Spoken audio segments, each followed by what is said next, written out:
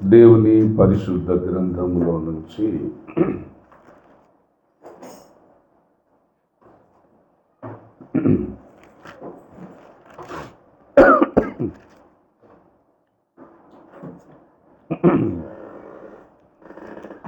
నూట 3వ కీర్తన మొదటి 2 వచనాలు నేను చదువుతాను. 103వ కీర్తన మొదటి 2 వచనాలు.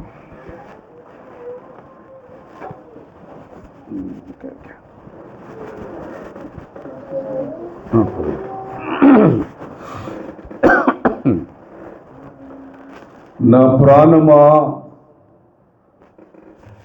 యెహోవాను సన్నుతించుము. నా అంతరంగముననున్న సమస్తమా, ఆయన పరిశుద్ధ నామమును సన్నుతించుము.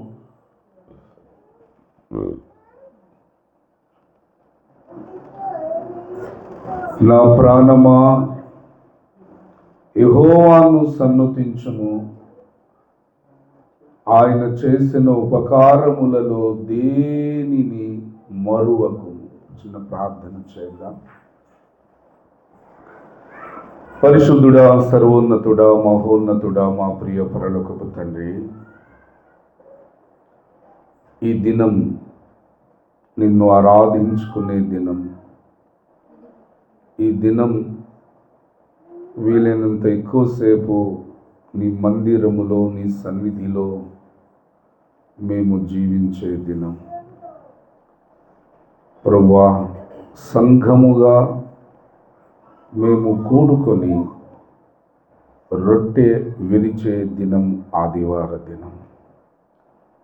సంఘ సమేతముగా నిన్ను సన్నుతిస్తూ, ఆరాధిస్తూ, ఘనపరుస్తూ, మహిమపరుస్తూ, ప్రార్థనలు చేస్తూ నీ సన్నిధిలో ఆరాధన క్రమంలో పాల్గొనే దినం. ఈ దినమును మీరు మాకు అనుగ్రహించినందుకు మీ స్తోత్రాలు. నీ సన్నిధిలో జీవించే కృపను మీరు ఇస్తున్నందుకు స్తోత్రాలు. ప్రభువా, ఉదయకాలం 10 గంటల నుంచి ప్రారంభ ప్రార్థన మొదలుకొని ఇదిగో ఈ మజిలీ వరకు మీ కృపచేతనే మీరు నడిపించారు నాయన. చివరిలో ఎవరి ఇంటికి వారు వెళ్ళటానికి ముందుగా నీ వాక్యము చేత నీవు మమ్మలను నింపి మా గృహాలకు మీరు పంపించండి. మీ పక్షముగా మీ వాక్యమును అందించుటకు సిద్ధపడుచున్న నీ దాసుడు కడు బలహీనుడు, అల్పుడు, అపాత్రుడు నాయన. మీరే మీ దాసుని దోషములు, పాపములను క్షమించి మీ పరిశుద్ధ రక్తముతో బాగుగా మీరు కడిగి శుద్ధీకరించి ప్రభువా, నీ పాత్రగా ఈ స్థలమందు ఈ సమయమున మీరు వాడుకున్నామని ప్రాధేయపడుతున్నాను. నీ స్వరం మా యుద్ధకు రాకుండా వచ్చినను మా హృదయాలలోనికి నీ వాక్య సందేశము రాకుండా, ఒకవేళ మా హృదయాలలోనికి వచ్చినా కానీ నీ వాక్యమునకు మేము విధేయులము కానివ్వకుండా అడ్డుకుంటున్న అపవాదిని, వాని ఆకాశ సైన్యమంతటిని నజరుడైన యేసు క్రీస్తు వారి నామములో అపవాదిని, వాని సేనలన్నిటినీ గద్దించి బంధిస్తూ ఉన్నామేన్. యేసు నామములో గద్దించి బంధిస్తూ ఉన్నామేన్. యేసు నామములో గద్దించి బంధిస్తూ ఉన్నామేన్. మీరే మాతో మాట్లాడి మీ వాక్యము చేత దీవించుమని ప్రార్థించిన అంశములు మీరు ఆలకించి ఆమేనని పలికి నెరవేర్చినారు అని విశ్వసిస్తూ స్తుతిస్తూ తండ్రి, కుమార, పరిశుద్ధాత్మ త్రియేక నామమైన ప్రభు అయిన యేసు క్రీస్తు వారి నామములో స్తుతిస్తూ ప్రార్థిస్తున్నాము తండ్రి, ఆమేన్. మంచిది ప్రియులారా, కొద్ది నిమిషాలు మన మనస్సులను దేవుని యొక్క వాక్యము మీద కేంద్రీకరిద్దాం. బైబిల్ గ్రంథములో ఉన్న భక్తులు ఎందరో శ్రేష్ఠులు. ఒక్కొక్క క్యారెక్టర్ నేను అనుకుంటాను ఇట్స్ ఏ యూనిక్ క్యారెక్టర్. అంటే ఇంకా అలాంటి క్యారెక్టర్ ఇంకొకటి ఉండదు. ఒక యూనిక్ క్యారెక్టర్ లాగా భక్తులు మనకు బైబిల్ గ్రంథంలో దర్శనమిస్తారు. మోషే ప్రత్యేకతలు మోషేవి, ఏలియా ప్రత్యేకతలు ఏలియావి, అబ్రహాము ప్రత్యేకత అబ్రహాం, బాప్తిస్మమిచ్చు యోహాను ప్రత్యేకతలు ఆయనకే. స్త్రీలు కనిన వారిలో బాప్తిస్మమిచ్చు యోహాను కంటే గొప్పవాడు. అది చాలా ఆశ్చర్యకరంగా ఉంటుంది మనకి. ఆయనకు ముందున్న భక్తులందరూ వచ్చేస్తారు లైన్లోకి. వాళ్ళందరికంటే ఈయన చాలా గొప్పవాడు అంటాడు. మోషే కొండ దిగి వస్తే ఆయన ముఖ చర్మమును చూడలేక వెరచిరి అని ఉంటుంది. మనం 1000 వాట్ లైట్ కూడా చూడగలుగుతాం, కొన్ని సెకండ్లు చూడగలం కదా, కొన్ని సెకండ్స్ అయితే చూస్తాం. కానీ మోషన్ చూడలేకపోయారంట. అంటే ఈ మట్టి దేహము అంతలా ప్రకాశించడం ఏంటనేది నాకు ఆశ్చర్యం. శరీరం మట్టి కదా, ఈ మట్టి ఈ లోకంలో ఉన్న ఎలక్ట్రికల్ పవర్తో వచ్చే ఆ ఇల్యూమినేషన్ కంటే మించిందండి. అర్థం కావట్లేదు. పిఎం గారికి సీఎం గారికి కాన్వాయ్ ఉన్నట్టు పరలోకములో హెవెన్లీ కాన్వాయ్ వచ్చింది. ప్రాఫిట్ ఎలైజా, ఏలియా ప్రవక్తకు ఎవరి కాన్వాయ్ వచ్చింది? Heavenly convoy. అగ్ని గుర్రాలు, అగ్ని రథాలు అవట. ఆ గుర్రాలు ఈ మండలం, సౌర మండలం, గ్రహ మండలం మీద ఒక కాలు వేస్తే ఇంకో కాలు ఇంకో గ్రహ మండలం మీద, అంత స్పీడ్ అట అది. పోఫిరయ్య గారు చెప్పారు, మనకు అతి దగ్గరగా ఉన్నటువంటి గ్రహము పేరు ప్రాక్సిమా సెంచువరీ అట దాని పేరు. దాన్ని మనం రీచ్ అవ్వాలంటే 500 కాంతి సంవత్సరాల టైం పడుతుందట. అంటే అన్నిటికంటే వేగం ఏంటంటే కాంతి కదా. ఆ కాంతి వేగముతో ప్రయాణం చేసుకుంటూ వెళ్తే మినిమం 500 years పడుతుందట. ఏది అతి దగ్గరగా ఉన్న గ్రహం.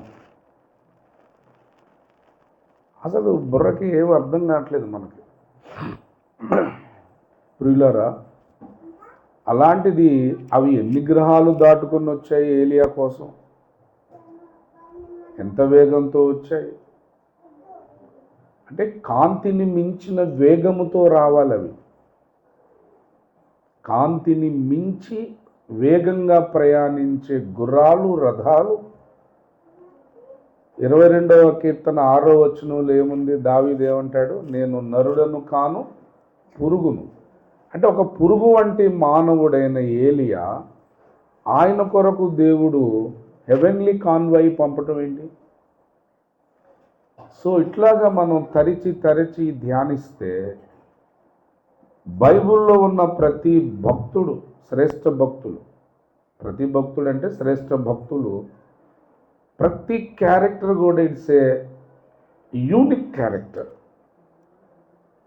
They are monopoly.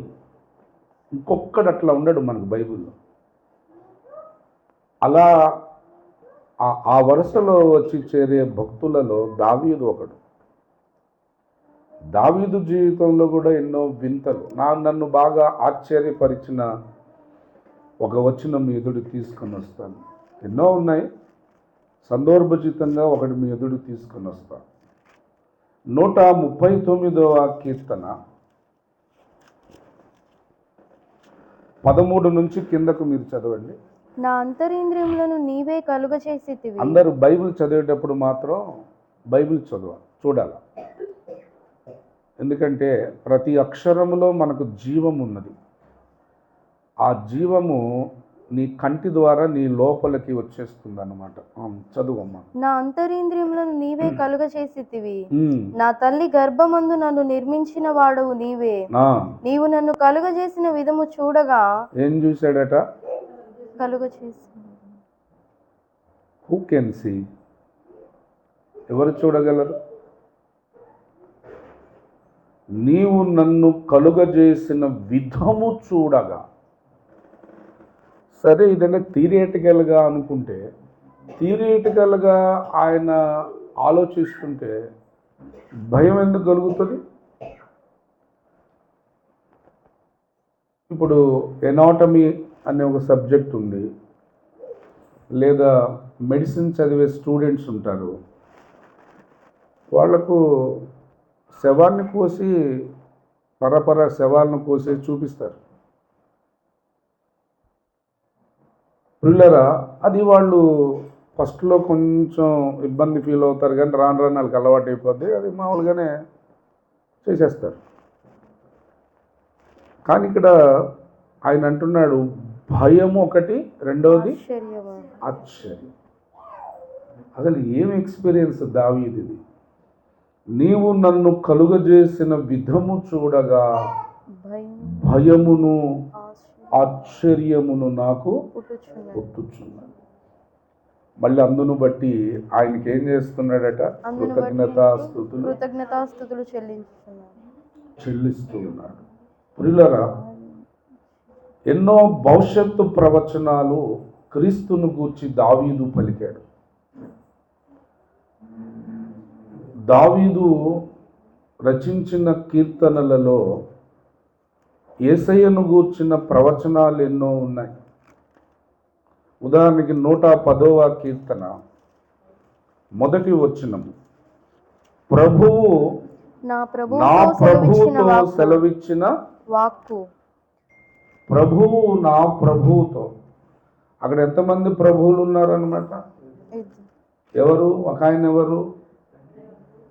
తండ్రి అయిన దేవుడు, కుమారుడైన దేవుడు. ఏమి సెలవిచ్చారట అక్కడ? నేను నీ శత్రువులను నీ పాదములకు పీఠముగా చేయు వరకు నా కుడి పార్శ్వమున కూర్చుండుము.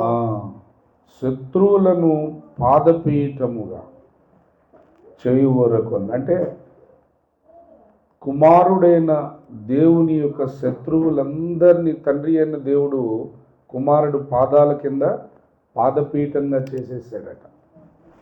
అది ఎప్పుడు జరిగింది అంటే యేసుక్రీస్తు ప్రభువారు సిలువలో వేలాడి చనిపోవటంతో హెబ్రీ పత్రిక 2వ అధ్యాయం 14-15 వచనాల్లో మరణము యొక్క బలము గలవానిని అనగా అపవాదిని నశింపజేయుటకు, మరణము ద్వారా నశింపజేయుటకు ఆయన కూడా రక్తమాంసములలో పాలివాల్హస్తుడయ్యాడు. అంటే శరీరమును దాల్చింది ఎందుకు అంటే ఆది మహాఘట సర్పము అపవాది సాతానని పిలుస్తున్నాడే, ఈ శత్రువును యేసయ్య సిలువలో మరణించిన ఆ మరణము ద్వారా కాళ్ళ కింద నుగ్గు చేసేసాడనమాట అపవాది. యోహు కాళ్ళ గుర్రపు డెక్కల క్రింద ఎవరు నలిగిపోయారు? యెజబెల్ కదా. భౌతికపరమైన యెజబెల్ని కింద పడేసి తొక్కితే ఈ అరచేతులు అరకాళ్ళు పుర్రే తప్ప మిగతాదంతా పచ్చడైపోయింది. అట్లాగా అపవాదిని యేసయ్య చితక త్రొక్కేశాడు. ఆ ప్రవచనం దావీదు చెప్తాడు. అలాగే 69వ కీర్తన, దావీదు కీర్తనే 21వ వచనము మీరు చదవండి. వారు చేదును నాకు ఆహారముగా పెట్టిరి, వారు చేదును నాకు ఆహారముగా పెట్టిరి, నాకు దప్పి అయినప్పుడు చిరకను త్రాగనిచ్చిరి. ఇది సిలువలో యేసయ్యను అనుభవించిన ఒక అనుభవం. అది ముందే దావీదు రాసేశాడు. అంటే క్రీస్తును గూర్చిన ప్రవచనాలు ఎందరో భక్తులు ప్రవక్తలు ప్రవచించారు. దావీదు కూడా ప్రవచించాడు. అంటే దావీదు నోట దేవుడు పలికించినాడు, ఎందుకంటే అతను ప్రవక్త. దావీదు ఎవరు? ప్రవక్త. కాబట్టి ఆ ప్రవక్త రచించినటువంటి కీర్తనలు మనకెంతో ఆశీర్వాదాలు, వాటిని మనం ధ్యానిస్తూ ఉండాలి. ప్రవక్త అనే మాట ఎక్కడుంది? దావీదు ప్రవక్త అని అపోస్తుల కార్యాలు 2వ అధ్యాయం 29-30 వచనాలు చదవండి. సహోదరులారా, మూల పురుషుడగు దావీదును గూర్చి మీతో నేను ధారాళముగా మాట్లాడవచ్చును. అతడు చనిపోయి సమాధి చేయబడెను. అతని సమాధి నేటి వరకు మన మధ్యనున్నది. అతడు ప్రవక్త అయి ఉండెను కనుక. ఎవరట ప్రవక్త? దావీదు. కాబట్టి దావీదు రచించినటువంటి కీర్తనలు కూడా they are also unique songs. ఆయన ద్వారా రచింపబడిన కీర్తనలు దేనికదే సాటి.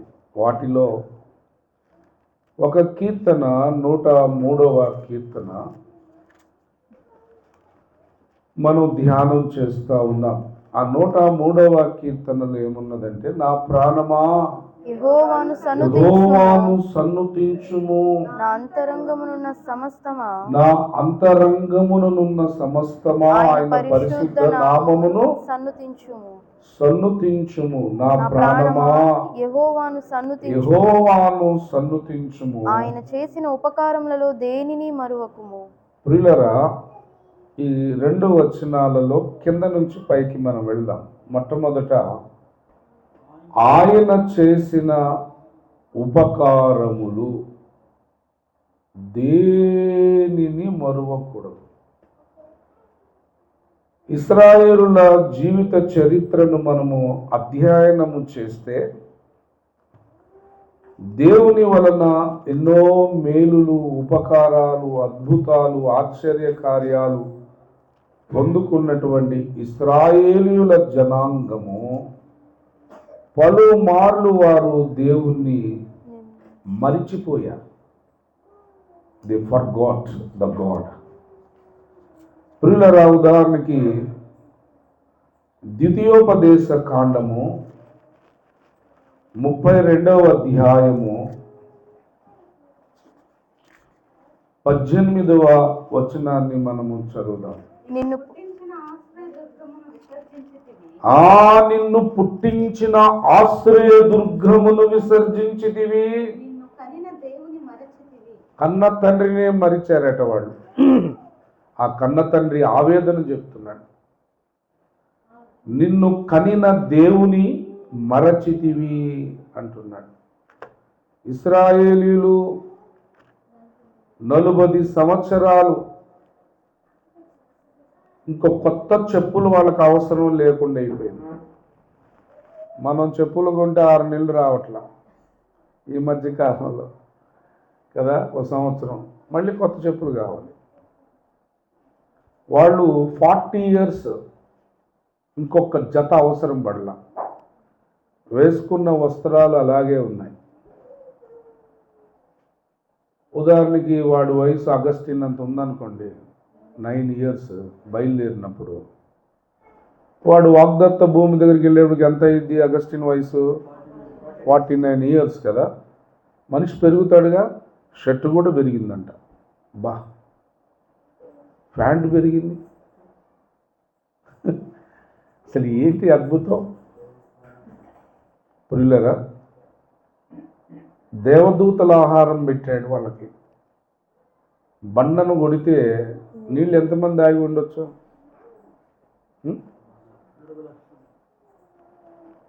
వాళ్ళేనా ఇంకెవరైనా తాగారా నీళ్ళు? అబ్రహాము కాలములోనే ఇద్దరే, లోతు, అబ్రహాము, వాళ్ళిద్దరూ కలిసి నివసించుటకు ఆ విశాలమైన భూభాగము సరిపోవట్లేదు ఇద్దరికి. ఇప్పుడు 12 గోత్రాలు, గోత్రంలోనే లైన్ ఓరి బాబోయ్ వేలుగా వెళ్ళిపోయారు. మొత్తం కలిపితే 30 లక్షల మంది జనాభా. మరి ఒక్కో కుటుంబానికి పశువుల సంత ఎంత? అన్ని పశువులు, లక్షలాది పశువులు నీళ్లు, అందులో ఒంటెలు మామూలుగా తాగవు. అవి తాగి లోపల ట్యాంకులో ఉంచుకుంటారు. వాటికి ట్యాంక్స్ ఉంటాయి కదా, వాటర్ ట్యాంక్స్. అసలు అన్ని నీళ్లు ఎక్కడివి? వాళ్ళు సేద్యము చేయాల, వ్యవసాయము చేయాల. దేవుడు ఇన్ని కార్యాలు చేస్తే వాళ్ళు ఏం చేశారట? చూడండి, 78వ కీర్తన 11వ వచనాన్ని కూడా మనం చదువుదాం. ఆయన క్రియలను, ఆయన చదువు. వారికి చూపిన తన ఆశ్చర్య క్రియలను వారు మరచిపోయిరి. ఐగుప్తు దేశంలోని మనకు కావాల్సిన కంటెంట్ అదే కదా, మరచుట. వాళ్ళు ఏం చేస్తున్నారన్నమాట? మరచిపోతున్నారు. పిల్లరా, ఇశ్రాయేలీలు ఎన్నో అద్భుతాలు, ఎన్నో ఆశ్చర్య కార్యాలు, ఎన్నో గొప్ప గొప్ప కార్యాలు దేవుని వలన పొందుకొని వాళ్ళు ఏమవుతున్నారటండి? దేవుణ్ణి వాళ్ళు మరచిపోతూ ఉన్నారు. మన మూలవాక్యం కంటెంట్ ఏమిటి? ఆయన చేసిన ఉపకారములలో ఒక్కటి కూడా నువ్వు మరవకూడదు అనమాట. దేనిని అంటే పర్వాలేలే, కొన్ని మర్చిపోవచ్చు అన్నట్లా కాదు. నువ్వు దేనిని మరువకూడదు.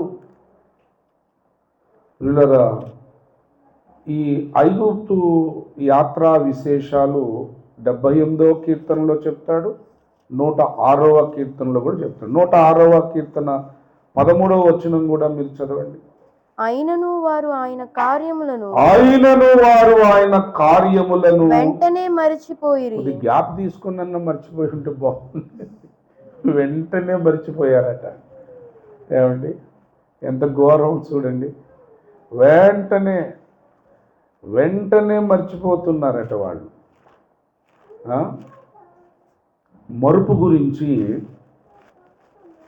దేవుడు కొన్ని క్యారెక్టర్స్ చూపించల్లా మర్చిపోయారు అని చెప్తూ ఉన్నాడు.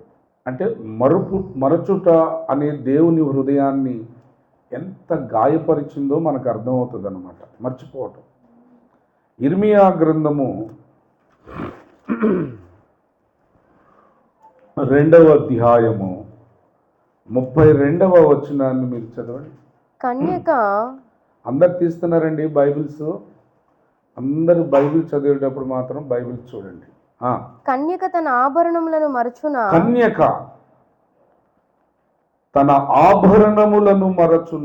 పెండ్లి కుమారి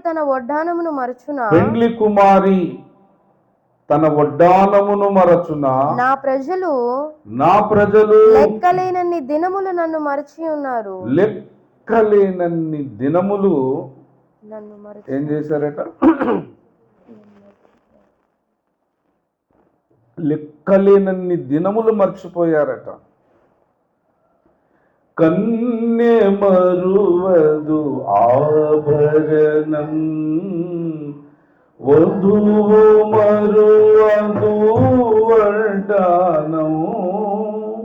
కన్యె మరువదు ఆభరణం, వధువు మరువదు వడ్డానం. లెక్కలేని దినములలో నిన్ను మరచిరి నీదు జనులు. లెక్కలేని దినములలో నిన్ను మరచిరి నీదు జనులు. నిన్ను మరచిరి నీదు జనులు. మరువలేదు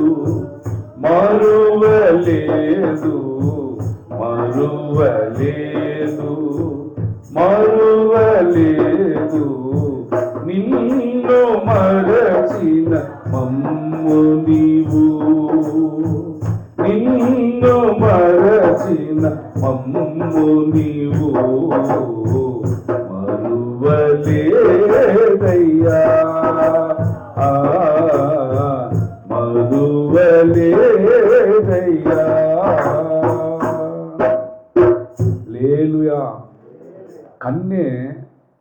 ఆభరణము మరువదు, పెళ్లి కుమార్తె వడ్డానము మరువదు. కానీ లెక్కలేనన్ని దినములు నా ప్రజలు నన్ను మర్చిపోయారు. ప్రియులరా, ఈ దినాన దేవుడు మనకు అందిస్తున్న సందేశం ఏమిటంటే, మన ఆరాధ్య దైవము యేసు మన జీవితాలలో పుట్టినది మొదలుకొని, ఇంకా చెప్పాలంటే పుట్టక ముందు నుంచి మొదలుకొని తుది శ్వాస వరకు మన జీవితాలలో దేవుడు ఎన్నో ఉపకారాలు చేస్తాడు. ఆ ఉపకారాలలో దేనిని మనము మర్చిపోకూడదు, దేనిని మనం మర్చిపోకూడదు. ఉదాహరణకి ఈ దావీదు విషయమే మనం జ్ఞాపకం చేసుకుందాం. దావీదు తన ఆరిజిన్ ఏంటి, తన ఉనికి ఏమిటి, తన ఆరంభం ఏమిటి అని ఆలోచన చేస్తే, మీకు ఉదాహరణకి ఇప్పుడు ఇండియాలో ధనవంతుల పట్టికలో అగ్రభాగాన మొదటి ప్లేస్లో ఉండేవారు ముఖేష్ అంబానీ. వాళ్ళ నాన్నగారి పేరు ధీరుభాయ్ అంబానీ. ఆయన ఆరిజిన్ ఏంటో తెలుసండి, నేను చదివాను. ఆ రోజుల్లో ఆయన బొంబాయి హాస్పిటల్లో చివరి దినాల్లో ఉంటే విలేకరులు వెళ్ళి ఇక చనిపోతాడు ఆయన. విలేకరులు వెళ్ళి ఆయన ఇంటర్వ్యూ చేస్తూ ఉన్నారు.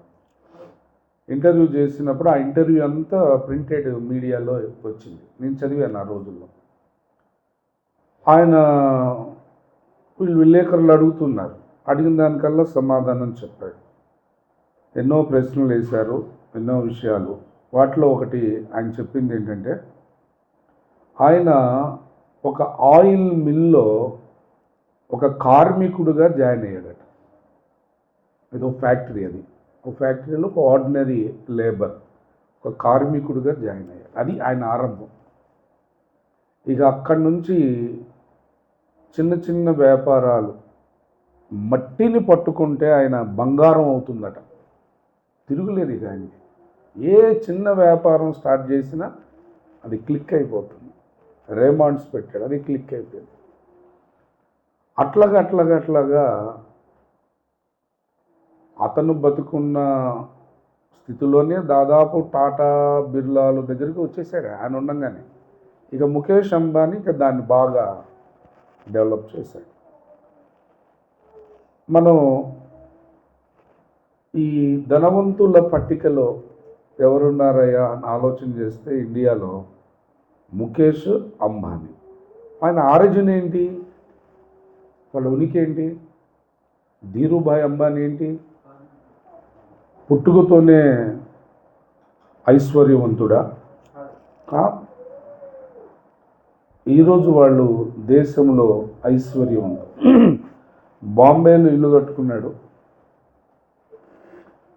ఆ బాంబేలో ఎన్నో గదులు, అది కూడా ప్రింటెడ్ మీడియా, ఎలక్ట్రానిక్ మీడియాలో వచ్చినాయి. మీరు నెట్లో కొట్టినా కనపడుతుంది. ప్రియులరా, ఇంత ఐశ్వర్యంలో ఉన్న ముఖేష్ అంబానీ వాళ్ళ నాన్నగారు ధీరుభాయ్ అంబానీ, ఆయన ఆరిజిన్ చూస్తే ఒక ఫ్యాక్టరీలో ఒక కార్మికుడు, అది ఆయన ఆరిజిన్. అలాగే దావీదు ఆరిజిన్ ఏమిటి అంటే, సాధారణంగా హెబ్రీలు గొర్రెల పెంపకందారులు, గొర్రెల కాపరులు. కాబట్టి వీళ్ళు గొర్రెలను పెంచుకునేవాళ్ళు. వాళ్ళ అన్నలు పొలానికి గొర్రెలను తీసుకెళ్తే ఇతను అన్నాలు మోసేవాడు, టిఫిన్లు మోసేవాడు. లేదు, గొర్రెలు ఆ దొడ్లోకి వస్తే వాటిని శుభ్రపరచుకునేవాడు. ఇది దావీదు యొక్క నిత్య కృత్యం, డైలీ యాక్టివిటీ ఇది. అయితే ఆ గొర్రెల వెంబడి తిరుగుతున్నటువంటి దావీదును దేవుడు ఏం చేశాడయ్యా అంటే, ఇశ్రాయేలీయుల 12 గోత్రాలకు దేవుడు అతనిని రాజుగా చేశాడు. రాజు అయిపోయాడు. రాజు అవ్వటం అంటే అంత ఈజీ కాదు కదా.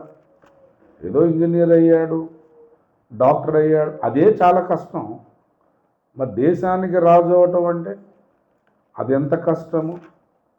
ప్రియులరా, ఈ పరిస్థితి ఇలాగుంటే ఈయన దేవుడు చేసిన ఉపకారాలు మరిచిపోయే తత్వము లేనివాడు దావీదు. అది కంటెంట్ ఇక్కడ. దావీదు ఎలాంటి వాడయ్యా అంటే, దేవుడు చేస్తే ఉపకారాలు ఆయన జీవితంలో ఇక ఒక్కటి కూడా మరువడు. వాటిని ఎప్పుడు కూడా జ్ఞాపకం ఉంచుకుంటాడు. నెంబర్ 1. నెంబర్ 2 ఏంటంటే, నేను చిన్నప్పుడు హై స్కూల్ అనుకుంటా, ఎలిమెంటరీ హై స్కూల్ స్టాండర్డ్లో వెళ్తుంటే ఓ గోడ మీద రాతలు కనపడి, పెద్ద గోడ, అది బాగా విజిబుల్గా ఉంటుంది అన్నమాట, చక్కగా కనపడుతుంది. దాని మీద పెద్ద పెద్ద అక్షరాలు రాశారు. ఏమిటయా అక్షరాలంటే, దేశం నీకేం చేసిందని అడగకు, నువ్వు దేశానికి ఏం చేస్తున్నావు అని ప్రశ్నించుకోరాశాడు. మాట్లాడితే, ఏమండి దేశం మనకేం చేసింది? ఇప్పుడు జర్మనీ, అమెరికా ఇలాంటి బాగా డెవలప్మెంట్ కంట్రీస్లోకి వెళ్తే అక్కడ విద్యను అమ్ముకోవట్లేదు మనకులాగా. ఇక్కడ ప్రైవేట్ ఇన్స్టిట్యూషన్స్ విద్యను వేలకు లక్షలకు అమ్ముతున్నారు కదా. కానీ అక్కడ గవర్నమెంట్స్ ఫ్రీ ఎడ్యుకేషన్, అక్కడ ఇంటర్మీడియట్ వరకు ప్రభుత్వానికి బాధ్యత. Free education, no fee.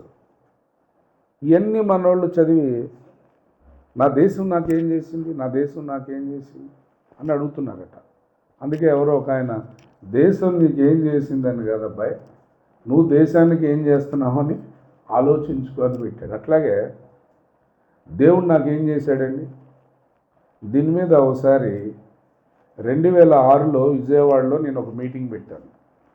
మీకు నెట్లో దొరికితే వినండి. దాని మూలవాక్యం ఓఫిర్ గారు ఈ వాక్యాన్ని ఎత్తుకున్నాడు. 86వ కీర్తన 2వ వచనం, దాని మూలవాక్యం, నేను నీ భక్తుడను అనే ఆ రిఫరెన్స్లో ఆ వర్డ్ ఎత్తుకున్నారు, నేను భక్తుడు. దాని మీద వాక్యాన్ని ఆయన చెప్తూ ఆ సందర్భంలో ఏమన్నారంటే, కొందరు విశ్వాసులట, ఏమండి సంవత్సరాల తరబడి ప్రార్థన చేయాలి. ఏమిచ్చాడు దేవుడు మాకు? ఏమిచ్చాడండి? సొంత ఇల్లు ఉందా? కారు ఉందా? ఉద్యోగాలు ఉన్నాయా? బంగారం ఉందా? వెండి ఉందా? ఏమిచ్చాడు దేవుడు అంటే, ఆ ప్రసంగంలో అయ్యగారు చెప్తారు, ఇది ఎప్పుడో 2006లో సంగతి చెప్తున్నాను. నిజమే, మరి దేవుడు నీకు ఏమి ఇవ్వలేదు, ఇవ్వనందు కూడా నువ్వు దేవుని స్తుతించాలి. ఎట్లాగండి? అది ఎట్లాగండి? అవును, నీకు క్యాన్సర్ ఇవ్వలేదు, నీకు ఎయిడ్స్ ఇవ్వలేదు, నీకేది మరణకరమైన రోగాలు ఏమి ఇవ్వలేదు కదా. మరి ఇవ్వనందుకు కూడా దేవుడు స్తుతించాలి. కంటెంట్ అంతా నేను నీ భక్తుడను. ఆ సబ్జెక్ట్ ఆ రోజు. ప్రియులరా, దావీదైతే ఏం చేశాడంటే, దేవుడు చేసిన ఉపకారాలను తలపోసుకుంటూ ఉంటాడు, అంటే ధ్యానిస్తూ ఉంటాడు. నా జీవితంలో దేవుడు ఈమెయిల్ చేశాడు, యేసయ్యా నీ స్తోత్రం, దేవుడు నాకు సహాయం చేశాడు, దేవా నీకు స్తోత్రం, అలాగా తలపోసుకుంటూ ధ్యానించుకుంటూ ఉంటాడనమాట దావీదు. రెండవది, దేవుడు నాకు ఇన్ని ఉపకారాలు చేశాడు కదా, so then what can I do for him? ఇది చూడండి ఎంత చిత్రంగా ఉందో. ఏంటి, మనలో చాలామంది విశ్వాసులు ఓన్లీ ఇన్కమింగేగా, అంతేగా, అమ్మాయి చెప్తుందా, ఓన్లీ ఇన్కమింగేగా, అవుట్ గోయింగ్ లేదుగా. దేవా నాకేమిస్తావు, ఇమ్ము, ఇదేగా మన ప్రార్థన. దేవుడు నాకు ఇంత ఇచ్చాడు కదా, ఆయనకి నేనేమి ఇవ్వాలి అనే తత్వము దావీదుది. అందుకే చెప్పాను మొదట్లో, ఒక్కొక్క భక్తుడు ఒక యూనిక్ క్యారెక్టర్ అండి బైబిల్లో. చూడండి, 116వ కీర్తన 12వ వచనాన్ని మీరు చదవండి. యెహోవా నాకు చేసిన ఉపకారములన్నిటికీ అబ్బా ఏమన్నా ఉందా రిటర్న్ గిఫ్ట్? ప్రేమతో నాన్నకొని ఈ మధ్య సినిమా ఒకటి వచ్చింది కదా, ప్రేమతో నాన్నకు ప్రేమతో. అదేమైనా ఉందా మనలో? మరి నాన్న అన్నీ ఇస్తాడు. నాన్న మీద కూడా చాలా మంచి పాటలు ఉన్నాయి. నాన్న ఎన్నో ఇస్తాడు. తను తాను నష్టపరుచుకొని మనకిస్తుంటాడు. తన సుఖాలు కొన్ని త్యాగం చేసి బిడ్డలకు ఇస్తాడు. మరి ఆ నాన్నకు నువ్వేమిస్తావు? నాన్నకు ప్రేమతో అని తీశారు. ప్రియులారా, దావీదు మనసు ఎలాంటిదంటే, నాన్నకు నేను ఏదో ఒకటి ఇవ్వాలి అనుకొని ఏమంటున్నాడు? యెహోవా నాకు చేసిన ఉపకారములన్నిటికీ నేను ఆయనకి ఏమి చెల్లించు. ఉపకారమునకు అన్నాడా? ఉపకారములలో కొన్నిటికి అన్నాడా? అంటే ఆయన ఏంటంటే, ఆయన ధ్యాస ఎలా ఉంది? ఉపకారములన్నీ గుర్తుపెట్టుకుంటున్నాడు. అది మర్చిపోట్ల. Not even one thing also. ఒక్కటి కూడా ఆయన మర్చిపోవట్లేదు. దేవుడు ఎన్నెన్ని ఉపకారాలు చేశాడో ఆ ఉపకారాలన్నీ భక్తులుగా మనం గుర్తుంచుకోవాలి. కానీ ఇశ్రాయేళ్ల చరిత్రే మన చరిత్ర కనుక వాళ్ళు తరచుగా ఏం చేస్తున్నారట? అబ్బా, కొంచెం ఈ సంవత్సరం చేసి ఒక సంవత్సరం అట్లా గుర్తుంచుకుంటున్నారా లేదు, వాళ్ళు వెంటనే మర్చిపోవటం అన్నమాట. ప్రియులారా, మన దేవుడు ఉపకారములు చేయువాడు. మన దేవుడు ఎలాంటి వాడు? స్త్రీల సమాజానికి ఒక ప్రశ్న, మీరే చెప్పాలి. ఈ సమాజంలో దుష్టులు, దుర్మార్గులు, నరహంతకులు, నేరస్తులు ఎందరో ఉన్నారు కదా. వింటున్నారమ్మా మీరు? వాళ్ళకు కూడా ఉపకారాలు చేస్తాడా దేవుడు? స్త్రీలో మీరు ముందు వెళ్ళి చెప్పండి. అందరిలో లేడీస్ ఫస్ట్ అంటున్నారు కదా. ఎన్టీ రామారావు గారు 1996లోనో ఎప్పుడో 83లోనే అనుకుంటా, ఆయన 96లోనేమో మద్య నిషేధం. ఆయన గెలిచిన వెంటనే బస్సుల్లో ముందు 5 సీట్లు లేడీస్కి రిజర్వేషన్ అన్నాడు. సో లేడీస్ ఫస్ట్ కాబట్టి లేడీస్ చెప్పండి అందరికీ. అలాంటి వాళ్ళకి కూడా ఉపకారాలు చేస్తాడా? నువ్వు చెప్పేసావులే, మిగతా వాళ్ళని చెప్పండి. చేస్తాడా? దుర్మార్గులు, దుష్టులు, నరహంతకులు, సమాజానికి పీడ వాళ్ళు, అలాంటి వాళ్ళకి కూడా హెల్ప్ చేస్తాడా? ఉపకారాలు చేస్తాడా? చేస్తాడా? ఈసారి జెంట్స్ని అడుగు. చదువుదాం వచనాన్ని. 145వ కీర్తన 9వ వచనాన్ని మనం చదువు.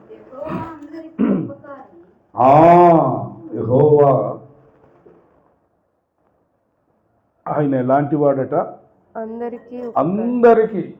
అందరికంటే దాన్ని కొద్ది క్లియర్గా చదువుదాం.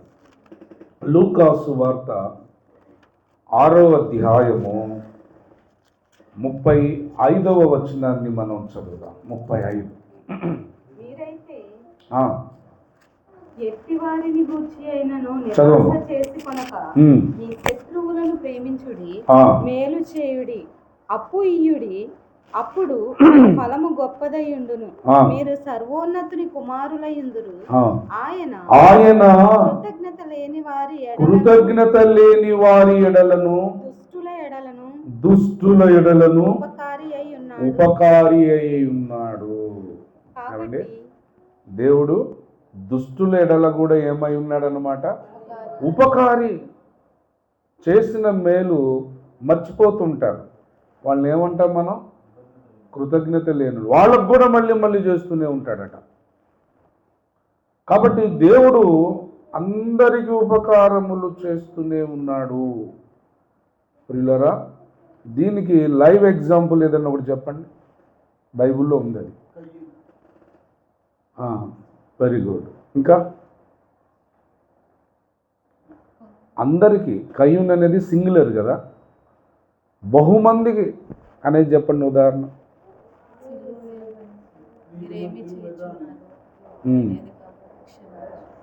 ఓకే, ఇంకా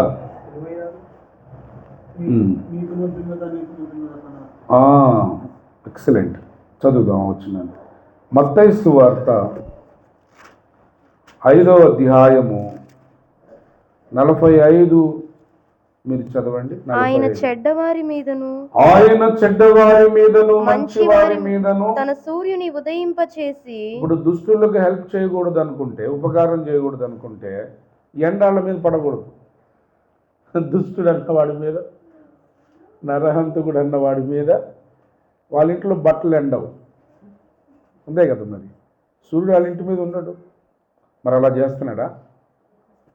వాడు హానికరుడు అవని, దోషకుడు అవని, నరహంతకుడు అవని, వాడు ఎటువంటి వాడైనా నేరస్తుడైనా అవని, అందరితో పాటు సూర్యకాంతి వాళ్ళకు కూడా, అలాగే వర్షాలు, ఋతువులు అన్నీ కూడా వాళ్ళకి సంక్రమిస్తున్నాయి. కాబట్టి మెట్టుకు ఇక్కడ అర్థమవుతుంది ఏంటయ్యా అంటే, మనము ఆరాధించే దేవుడు అందరికీ ఉపకారం, అందరికీ ఉపకారం. వీళ్ళకి వాళ్ళకన్నీ భేదాభిప్రాయము లేదు. అయితే అందరికీ ఉపకారి అయిన దేవుడు ఎన్నెన్ని ఉపకారాలు మన జీవితంలో చేస్తున్నాడో వాటినన్నిటినీ మనం ఏం చేసుకోవాలన్నమాట? సంపద ఏం చేయాలి? మరువకూడదు. అన్నిటినీ మనం ఏం చేయాలి? ఆయన చేసిన ఉపకారములు దేనిని? సరే, ఇప్పుడు పురుష సమాజానికి ఒక ప్రశ్న. దేవుడు మనకు చేసిన మొట్టమొదటి ఉపకారం ఏమిటి?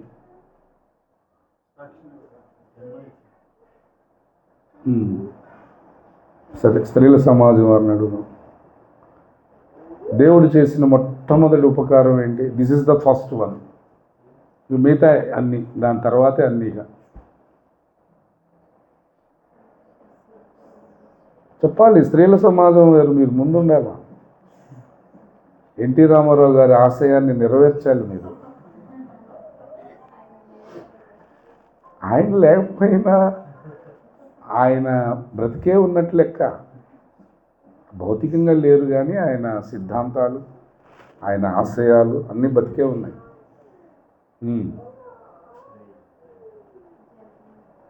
జన్మం అని చెప్పేశాడు రవి. సుధాకర్ అని పేరు, డానియల్ ఏమో రక్షణ అని చెప్పేశాడు. ఇంకా ప్రియులరా, నా మట్టుకు నేను ఆలోచిస్తున్నప్పుడు నాకొచ్చిన ఆలోచన మీతో పంచుకుంటాను. నా మట్టుకు నాకు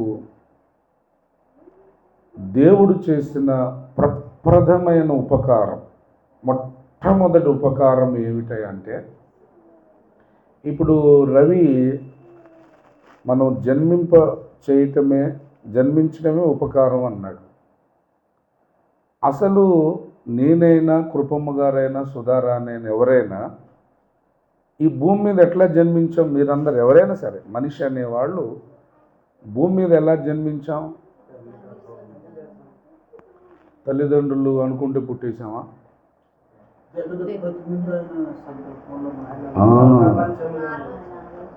అది నా మట్టుకు నాకు వచ్చిన థాట్ ఏంటంటే, అప్పటికి భూలోకం లేదు,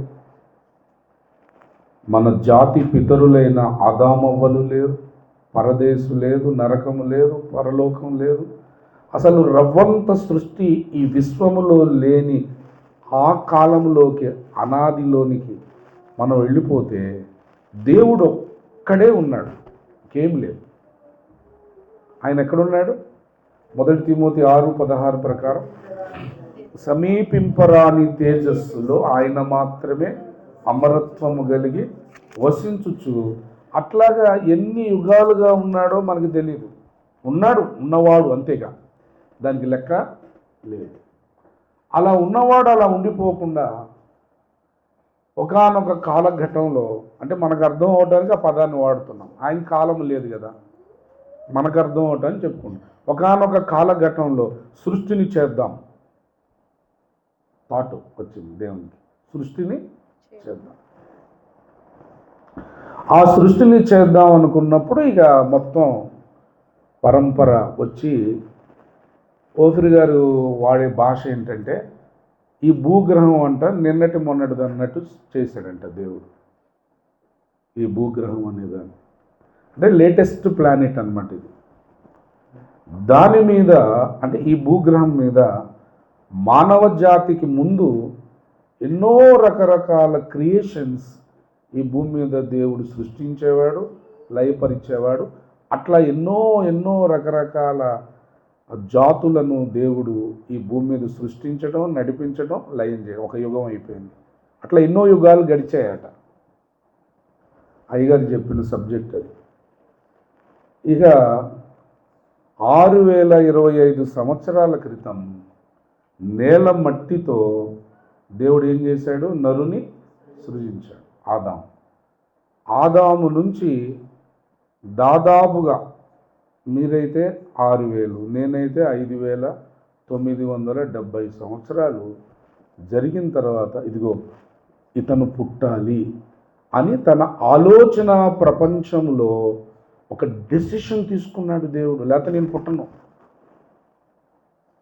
ఆ డెసిషన్లో నా హైట్ ఉంది, నా కలర్ ఉంది, నేను ఎంత లావు ఉండాలి, మా అమ్మకు ఏ లక్షణాలు ఉండాలి, మా నాన్నకు ఏ లక్షణాలు ఉండాలి, ఉంటే నా లోపలికి ఏ లక్షణాలు వస్తాయి.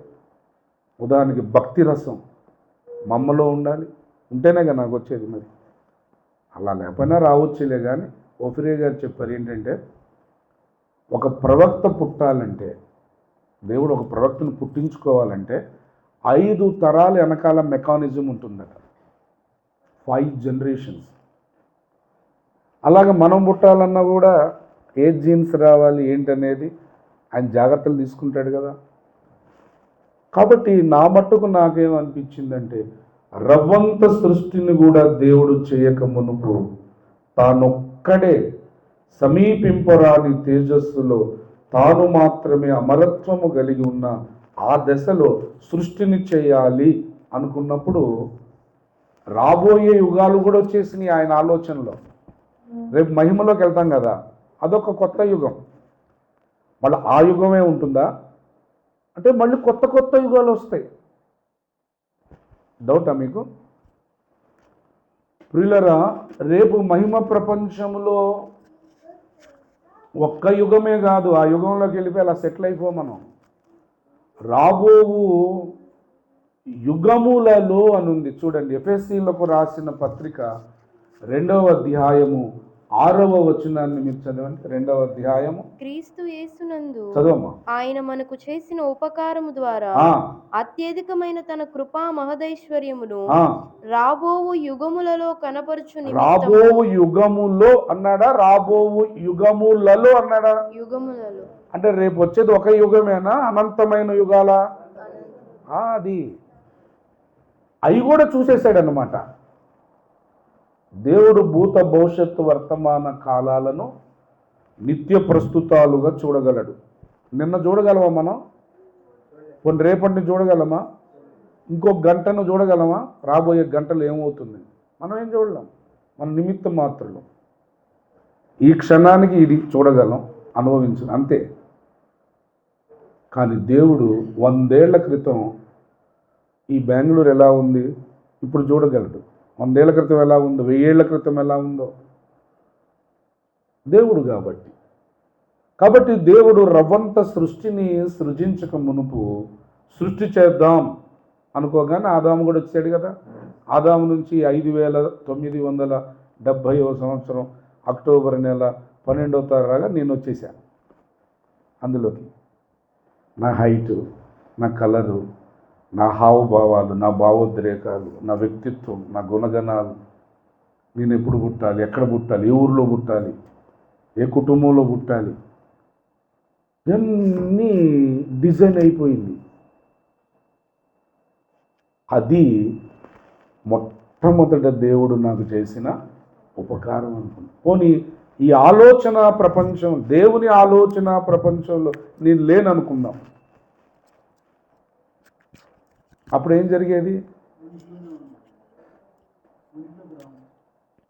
దేవుని ఆలోచన ప్రపంచంలో లేని వాళ్ళే నెఫీలీలు. నెఫీలీలు పుట్టారు కదా, వాళ్ళు దేవుని ఆలోచన ప్రకారం పుట్టిన వాళ్ళేం కాదు.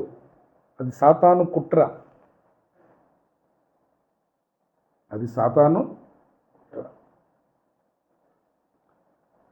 దేవుడు ఏదైనా ఒక మాట పలికాడు అంటే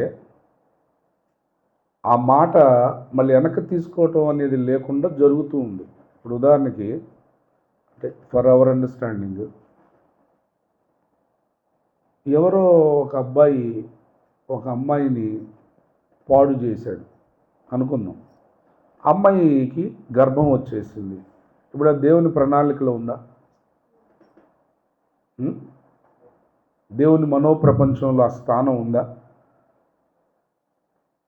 ఈలాగున విశ్వచరిత్రలో అయ్యగారు రాశారు కదా, మీరందరూ చదివారు కదా.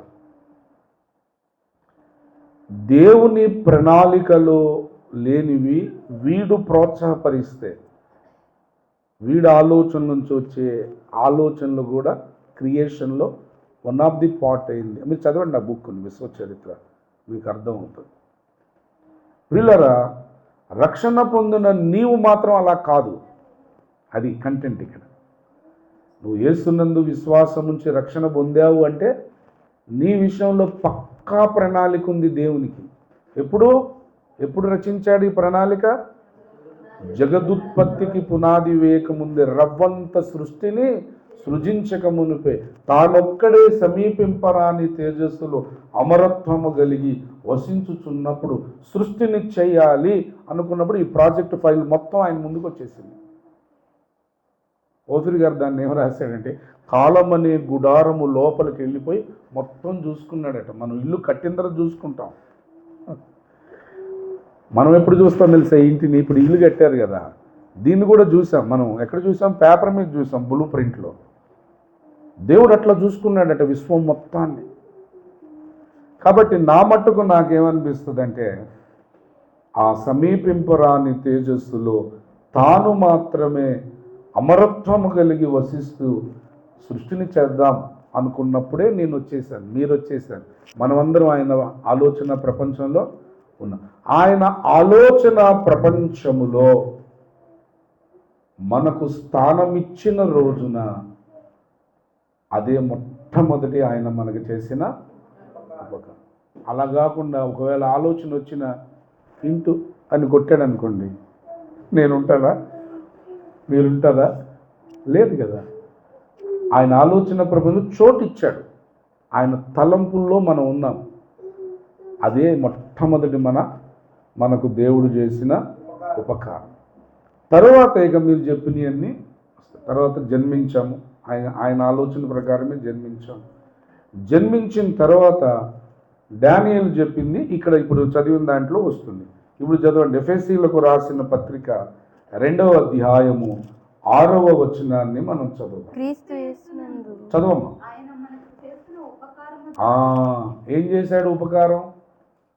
క్రీస్తు యేసునందు ఆయన చేసిన ఉపకారము ద్వారా అత్యధికమైన తన కృపా మహదైశ్వర్యము రాబో యుగములలో కనుపరచు నిమిత్తము మనలను ఆయనతో కూడా లేపి పరలోకమందు ఆయనతో కూడా కూర్చుండబెట్టెను. అవును, మీరు విశ్వాసము ద్వారా కృపచేతనే రక్షింపబడి ఉన్నారు. ఇది మీ వలన కలిగినది కాదు, దేవుని వరమే. అంటే ఈ రక్షింపబడటము అనే దాన్ని లేఖనం ఈ వచనాల్లో ఏం చెప్తుంది అనమాట? మనం రక్షించబడటం ఏమని చెప్తుంది అగస్టిన్? ఉపకారం. దేవుడు మనకు చేసిన ఉపకారం ఏమిటయ్యా అంటే, నరకములో నిత్యత్వాన్ని గడపాల్సిన మనలను లోతు చేయి పట్టుకొని బయటికి తీసుకొని వచ్చినట్లుగా దేవుడు మనలను ఆ నరకము నుంచి తప్పించి దేవుని నిత్యత్వంలోనికి మనలను ఇప్పుడు నడిపిస్తూ ఉండటం దేవుడు చేసిన ఉపకారం. ఇలా మన జీవితంలో దేవుడు ఎన్నో ఎన్నో ఎన్నో ఉపకారాలు. సో మొట్టమొదటి ఉపకారం ఏమిటనమాట? ఆయన ఆలోచన ప్రపంచములో మనకు స్థానం ఇవ్వటం. అంతే.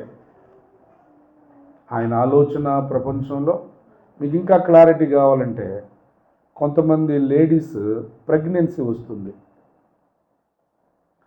ఆ ప్రెగ్నెన్సీ వచ్చిన నెలకో 2 నెలలకో 3 నెలలకో దాన్ని ఏమంటారు అమ్మ? అబార్షన్ అయిపోయింది.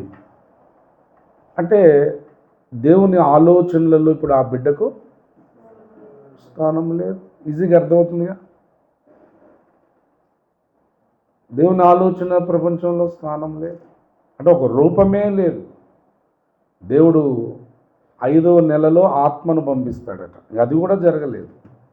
కానీ ఈ భూమి మీద నీవు జన్మించావు అంటే, నువ్వు పుట్టావు ఈ భూమి మీద, నీకు ఒక జన్మదినం ఉన్నది అంటే మొట్టమొదట ఆయన ఆలోచన ప్రపంచంలో నువ్వు పుట్టావు మొదట.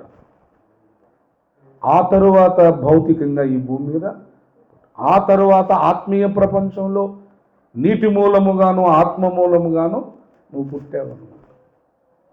ప్రియులారా, ఈ దినాన దేవుడు చెప్తున్నాడు, ఇట్లాగున అనేకమైన ఉపకారాలు మన జీవితాలలో దేవుడు చేస్తూ చేస్తూ చేస్తూ ఉంటాడు. ఎప్పుడు దాకా చేస్తుంటాడు అంటే, ఈ లోకంలో తుది శ్వాస వరకు లేదా కడబురు ధ్వని వరకు, ఈ లోకయాత్ర అయిపోయిన తర్వాత యుగ యుగాలు ఆయన మనకేం చేస్తుంటాడనమాట, ఉపకారములు చేస్తూనే ఉంటాడు. అయితే మన వైపు నుంచి మనం ఏం చేయాలంటే, మొట్టమొదటిది ఆయన చేసిన ఉపకారములను మనము మరవకూడదండి. మరి ఏం చేయాలి?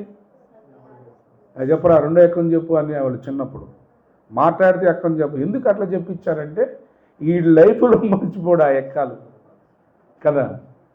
2వ ఎక్కం 3వ ఎక్కం చనిపోయేదాకా మనం ఆ ఎక్కాలు గనగన మనం చెప్తూనే ఉంటాం. అట్లాగా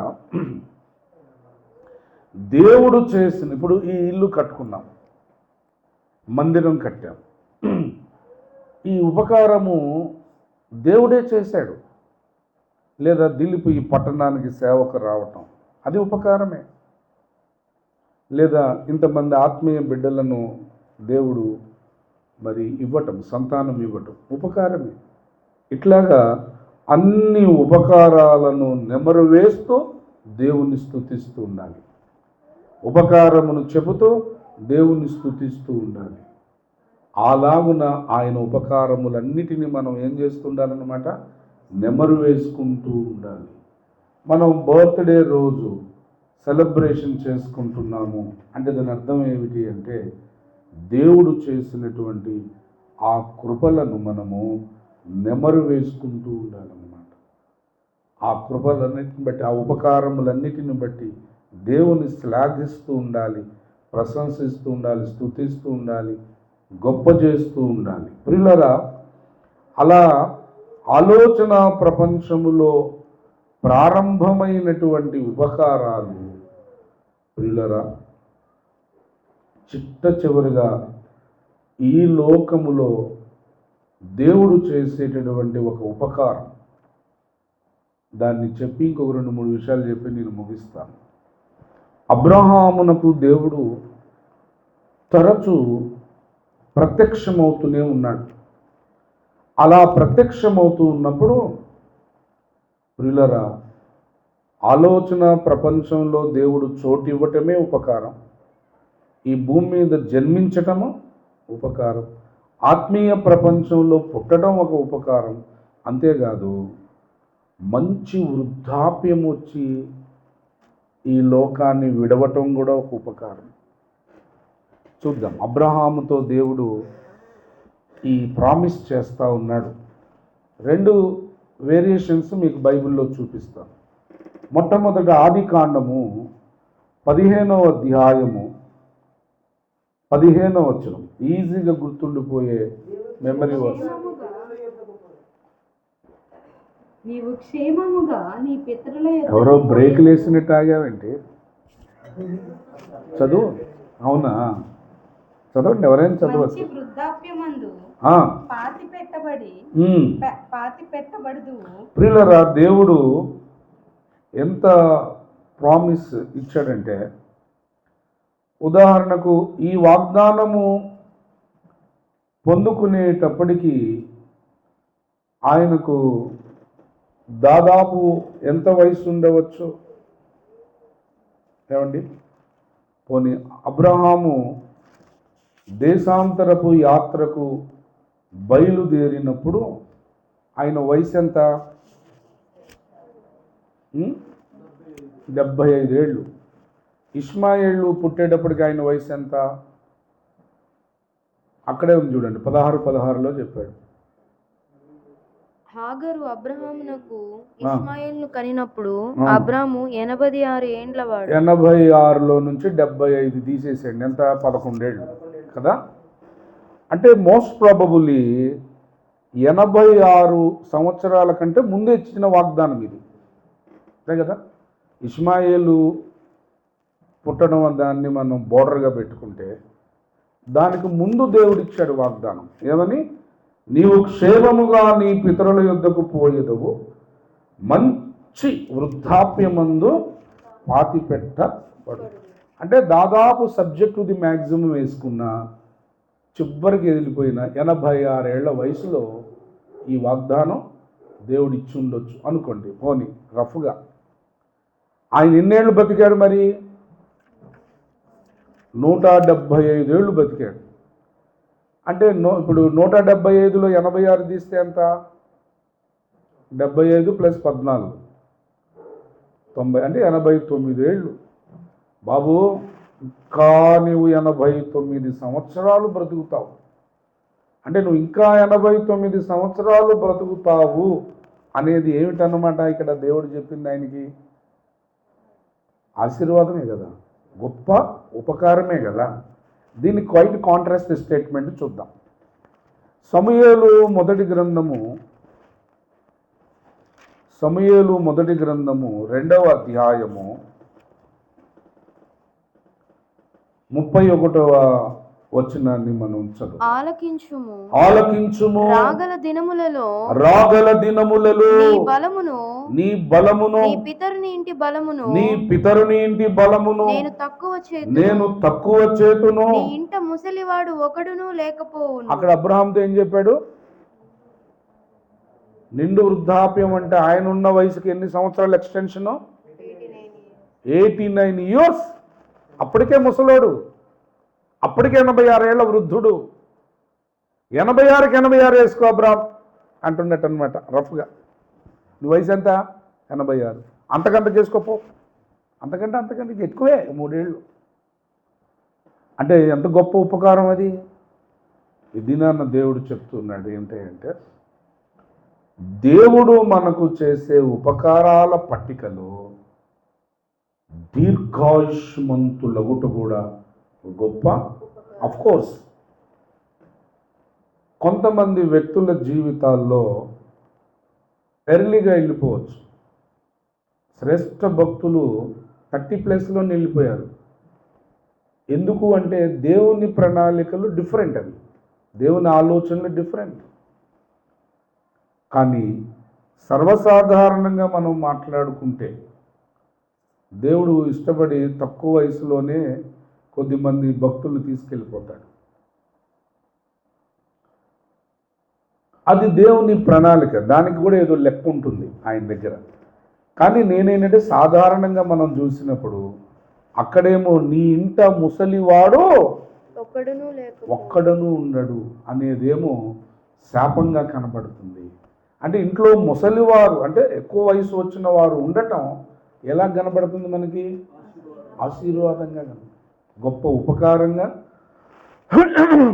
మనకు కనబడుతుంది. అబ్రహాముతో మాట్లాడి నీవు మంచి వృద్ధాప్యమందు పాతి పెట్టబడదు అంటే, వృద్ధాప్యము ప్రియులరా అది దేవుడు అనుగ్రహించే ఉపకారాలలో కూడా ఒక రకమైన ఉపకారమే. కాబట్టి దేవుడు మనకు ఫస్ట్ చేసిన ఉపకారం ఏమిటనమాట? ఆయన ఆలోచన ప్రపంచంలో మనకు స్థానం ఇవ్వటం. చివరి ఉపకారం ఏమిటన్నమాట? అది కూడా కాదు. అదే వాస్తవం అయితే ఇప్పుడు ఈ వచనం చదవండి. తిమోతికి రాసిన 2వ పత్రిక 4వ అధ్యాయము 18వ వచనము మీరు చదవండి. 4:18 ప్రభువు చదవండి. ప్రభువు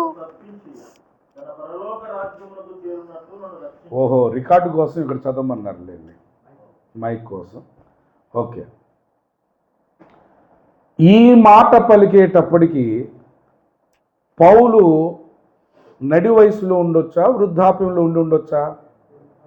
నిండు వృద్ధాప్యంలో పలుకుతున్నాడు ఈ వచనాన్ని. ఎందుకంటే నడి వయసులోనే దాదాపుగా అప్పుడు రక్షణలోకి వచ్చాడు ఆయన. మరి ఇక్కడ ఏమంటాడు? 6వ వచనం చదవండి.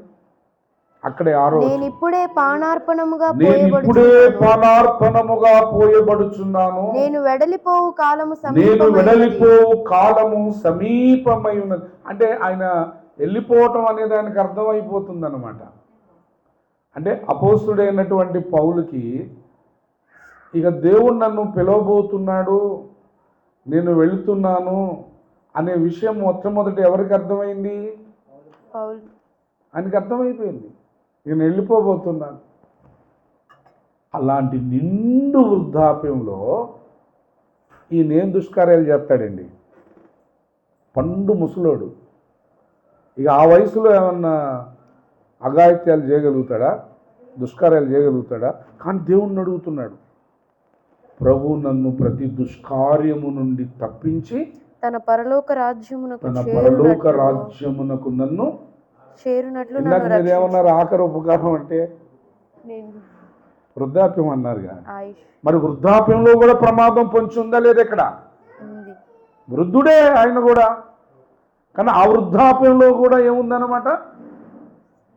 అంటే దీని అర్థం ఏంటంటే తుది శ్వాస వదిలే క్షణం ఉంటుంది కదా, అప్పటికి కూడా ఆ వ్యక్తి క్రీస్తులో నిలిచి ఉండాలి. ఇంకొక క్షణంలో ఊపిరిపోతుంది, మనకు అర్థమైపోద్ది. మన ఊపిరిపోయేది మనకి అర్థమవుతుంది.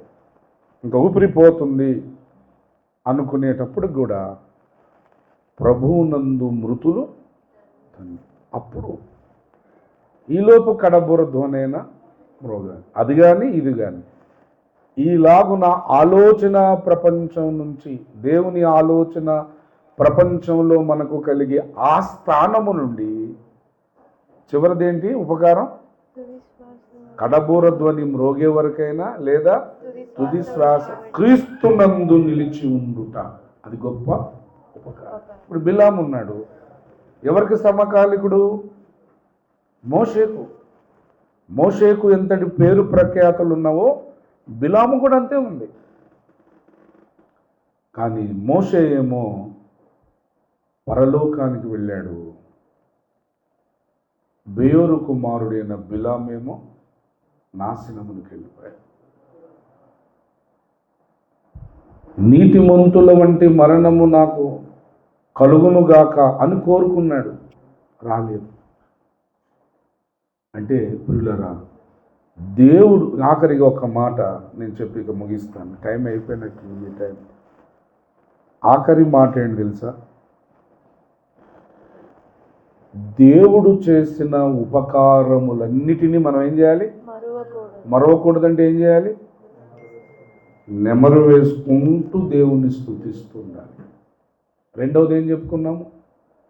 ఈ దేవుడు చేసిన ఉపకారములకు తిరిగి నాన్నకు ప్రేమతో అన్నట్టు నేను నా దేవునికి ఏమి చేయాలి? ఈ రెండు పనులు ఎవరెవరు చేస్తారో వాళ్ళు చివరి ఉపకారాన్ని గ్యారెంటీగా పొందగలుగుతారు. అది కడబూరైనా తుది శ్వాస వరకైనా. ఎందుకంటే నిత్యము ఇతడు దేవుని ఉపకారాలను నెమరు వేసుకుంటూ ఉంటే, వాటిని బట్టి నిత్యము ఇతడు దేవుని స్తుతిస్తూ ఉంటే, ఇతను లోపలికి పాపము వచ్చే అవకాశం ఉండదు. ఎందుకంటే ఇతను ప్రతిదినం ప్రతిక్షణం అబ్బా ఈరోజు మంచి భోజనం పెట్టావయ్యా దేవుని స్తోత్రం అంటున్నాడు. అబ్బా ఈరోజు దిలీప్ నేను ఒకే డ్రెస్ వేసాము దేవా, మంచి డ్రెస్ ఇచ్చావయ్యా స్తోత్రం అంటున్నా. ఇక నా దృష్టి పాపం మీదకి ఎక్కడికి వెళ్ళింది? ఈరోజు కాంగో సూపర్గా కొట్టాడు డానియల్. దేవా, ఇట్టి ఉపకారం చేసినందుకు నీ స్తోత్రం ప్రభువా. ప్రతిదీ కదా. ఇంతసేపు నీ వాక్యాన్ని నేను ధ్యానం చేస్తుంటే ఇంతసేపు వాక్యాన్ని బెంగళూరు సంఘం విన్నారు ప్రభువా. ఇట్లా ప్రతిదీ దేవునికి ఉపకారాలను బట్టి నా ప్రయాణం అంతటిలో ఈరోజు తోడై ఉండి ఆరాధనకి క్షేమంగా తెచ్చారు ప్రభువా అని ఇలా నువ్వు స్తుతిస్తూ ఉంటే, ఆయన ఉపకారాలన్నిటినీ నెమరు వేసుకుంటూ ఉంటే, పిల్లరా నీకు కలిగే ఆఖరి ఉపకారము గ్యారంటీ అనే సందేశాన్ని దేవునికి ఇస్తున్నాడు. కాబట్టి మనము దావీదు వలె శ్రేష్టమైన భక్తుల వలె. ఇప్పుడు ఇంకొక మాట ఏంటంటే, రాజుగారు ఎవరైనా తన లైఫ్ని ఎట్లా లీడ్ చేయాలనుకుంటారు? ఇన్ జనరల్గా ఏ రాజైనా మీరు చెప్పండి, ఆలోచించి. రాజ్య పరిపాలన చేయాలి, యుద్ధాలు లేకుండా ఉండాలి. ఇంకా ఇంకా ఏమనుకుంటాడంటే అష్టైశ్వర్యాలు అనుభవిస్తూ. రాజుగారు తన మనసు బాగోలేదనుకోండి, ఉదాహరణకు చెప్తున్నా, ఎవరెక్కడ అంటాడు, చిత్త మహాప్రభు అనగానే ఒక ఆజ్ఞ జారీ చేస్తాడు, నాట్యశాలను మీరు సిద్ధపరచండి అంటే అప్పటికప్పుడు ఆ నాట్య మనులు రెడీ అయిపోవాలి, మేకప్ వేసుకోవాలి, కాస్ట్యూమ్స్ ధరించాలి, వెంటనే అదంతా రంగం నాట్యశాల రెడీ అయిపోవాలి.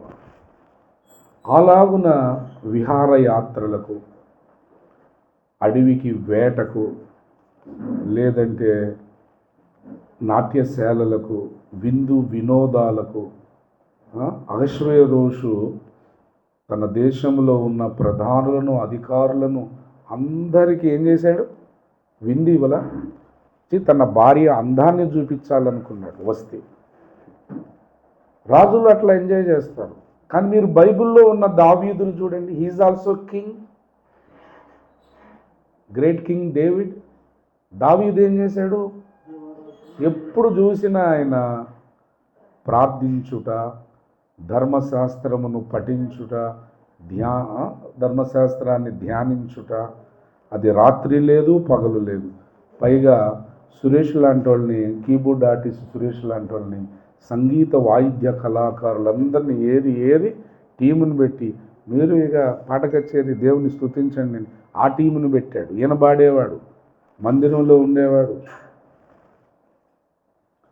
అంటే ఒక రాజుగా ఇహలోక సుఖభోగాలను అనుభవించడానికి బదులు ఇతను ఏం చేశాడంటే తన జీవిత కాలం అంతా, ఇప్పుడు 23వ కీర్తన 6వ వచనంలో ఏమున్నది?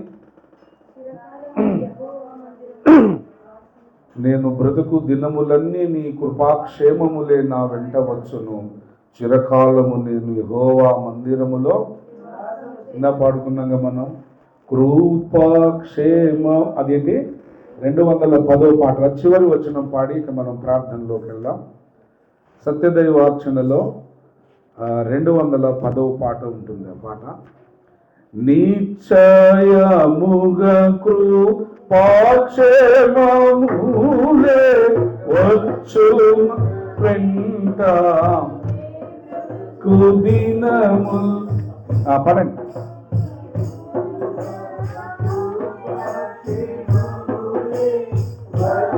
ఏమండి, ఒక్క నిమిషం.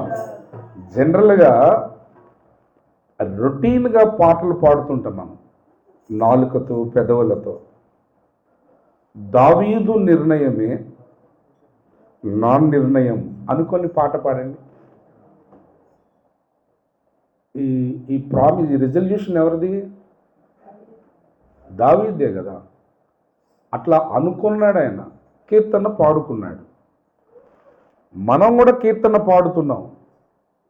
ఎలాగంటే దావీదులాగా కాదు. మనం కీర్తన టైం పాస్కి పాడుతున్నాం. నలుగురు పాడుతున్నారు కాబట్టి నా స్వరాన్ని కలపాలి కాబట్టి, ఇదిగో పాస్టర్ గారు ఈ అమ్మాయి పాడట్లేదు, ఈ అబ్బాయి పాడట్లే అని ఎక్కడ అనుకుంటాడో, మనం ఎందుకు అనిపించుకోలే ఆ మాట అని పాడుతున్నాం. బాగుంది పాట, పాడుకుందాం, బాగుంది కదా అనుకొని పాడుతున్నాం. కానీ అలా కాకుండా దావీదు ఏమనుకున్నాడు? చిరకాలం అంటే ఆయన ఈ భూమి మీద బ్రతికున్నంత కాలం పగలు లేదు, రాత్రి లేదు, ఆ మందిరములోనే నేను బ్రతుకుతా అని ఒక రిజల్యూషన్ తీసుకొని ఆ కీర్తనని పాడుకున్నాడు.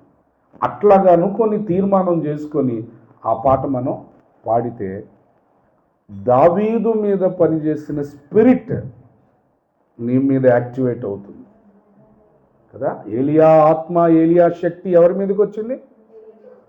అలాగే దావీదు మీద ఉన్న ఆత్మ మన మీదకి దిగి వస్తుంది. అట్లా అనుకొని పడతాం. నిశ్చయముగకు పాచేమములే వచ్చున వెంట నీ బ్రతుకు దినము. నిశ్చయముగకు పాచేమములే వచ్చున వెంట నీ బ్రతుకు దినము. చిరకాలము యెహోవా మందిరములు, చిరకాలము యెహోవా మందిరములు స్థిరముగా నేను నివసించేదాను, స్థిరముగా నేను నివసించేదాను. నీవే యెహోవా నా కాపరివి, నీవే యెహోవా నా కాపరివి, నాకేమి కొదువా లేదిలలోన, నాకేమి కొదువా లేదిలలోన. హల్లెలూయా. మంచిది ప్రియులరా. దుష్టులకు, కృతజ్ఞత లేని వారికే దేవుడు ఉపకారము చేయువాడై ఉంటే, సత్యవాక్యము వలన తన గర్భవాసమును పుట్టిన బిడ్డలమైన మనకు ఉపకారాలు చేయడా? చేస్తాడు అని మనం నమ్మాలి, విశ్వసించాలి. అలా ఉపకారాలు పొందుకుంటూ ఉంటాం. అలా పొందుకుంటున్న ఉపకారాలను ఏ ఒక్కటి మనం మర్చిపోకూడదు. అట్లా మరొక ఉపకారం ఏమిటంటే, ఈ 2025 సంవత్సరం అంతా దేవుడు మనల్ని కాపాడాడు. ఇంకొద్ది రోజుల్లో, అంటే 3 రోజుల్లో నీకు ఒక క్రొత్త సంవత్సరం అనే ఉపకారాన్ని దేవుడు ఇవ్వబోతున్నాడు, చేయబోతున్నాడు.